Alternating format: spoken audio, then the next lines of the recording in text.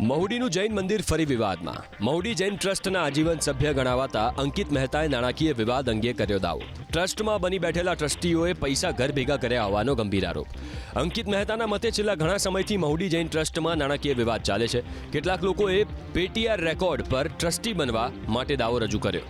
ભૂપેન્દ્ર વોરા અને કમલેશ મહેતાએ ટ્રસ્ટના પૈસે ખાનગી મિલકત ખરીદી હોવાનો પણ આરોપ લગાવ્યા. અંકિત મહેતાના મતે ભૂપેન્દ્ર વોરા વ્યક્તિગત રીતે કરે છે કારનો ઉપયોગ. ભૂપેન્દ્ર વોરા દરગાહ પર જઈને દોરા ધાગા કરે છે અને કમલેશ મહેતાએ ઘર ખર્ચ માટે ટ્રસ્ટમાંથી પૈસા લીધા હતા. મંદિરના 6 કિલો સોનામાંથી માત્ર 1 કિલો સોનું મંદિરમાં વપરાયું. આ અંગે પોલીસ ફરિયાદ પણ કરાઈ હતી. કોર્ટમાં ફરિયાદ દાખલ કરાઈ છે. સરકાર આ કેસમાં હસ્તક્ષેપ કરે તેવી માંગ કરી અંકિત મહેતાએ. જોકે 12 માર્ચ 2026 ટ્રસ્ટ બંધ કરવા કોર્ટે આદેશ કરેલો છે.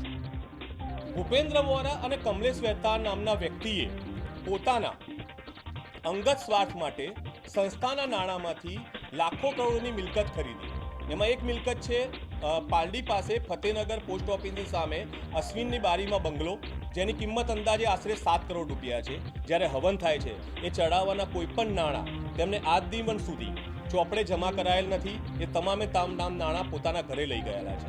એ સિવાય બીજું 65 કિલો સોનું એમને જે સંસ્થામાંથી લીધેલું, તે સંસ્થાના સોનાનું એ એમ કહે છે કે મેં મંદિરને સોનાનું બનાવ્યું.